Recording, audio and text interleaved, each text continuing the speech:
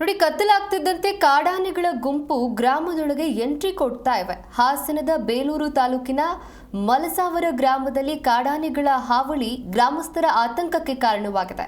ಕತ್ತಲಾಗ್ತಿದ್ದಂತೆ 3 ಕಾಡಾನೆಗಳು ಗ್ರಾಮದೊಳಗೆ ನುಗ್ಗಿ ಭತ್ತ, ಕಾಫಿ, ಅಡಿಕೆ ಬೆಳೆಗಳನ್ನು ನಾಶ ಮಾಡ್ತಿರುವಂಥದ್ದು ನೀವು ಕೂಡ ದೃಶ್ಯಾವಳಿಗಳಲ್ಲಿ ಗಮನಿಸ್ತಾ ಇದ್ದೀರಾ. 3 ಆನೆಗಳ ಗುಂಪೊಂದು ಗ್ರಾಮಕ್ಕೆ ಎಂಟ್ರಿ ಕೊಡ್ತಾ ಇರುವಂಥದ್ದು. ಕಾಫಿ ತೋಟದಲ್ಲಿ ಬೀಡು ಬಿಟ್ಟಂತಹ ಆನೆಗಳ ಕಾಟದಿಂದ ಸ್ಥಳೀಯರು ಮನೆಯಿಂದ ಹೊರಬರೋದಕ್ಕೂ ಸಹ ಭಯ ಪಡುವಂತಾಗಿದೆ. ಕೂಡಲೇ ಕಾಡಾನೆಗಳನ್ನು ಅರಣ್ಯಕ್ಕೆ ಓಡಿಸುವಂತೆ ಗ್ರಾಮಸ್ಥರು ಆಗ್ರಹಿಸಿದ್ದಾರೆ.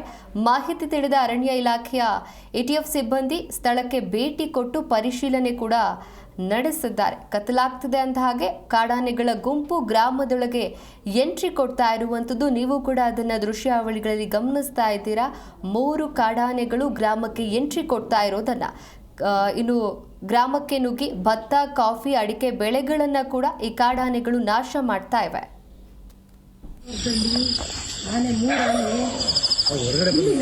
ನಮ್ಮನೆ ರೋಡಿಂದ ಆಸಾಡಿ ರೂಟಿಗೆ ಹೋಯ್ತು. ಇಲ್ಲಿ ಮೇನ್ ರೋಡಲ್ಲಿ ಈ ಥರ ಯಾಕೆ ನಾವು ಸ್ವಾಮಿ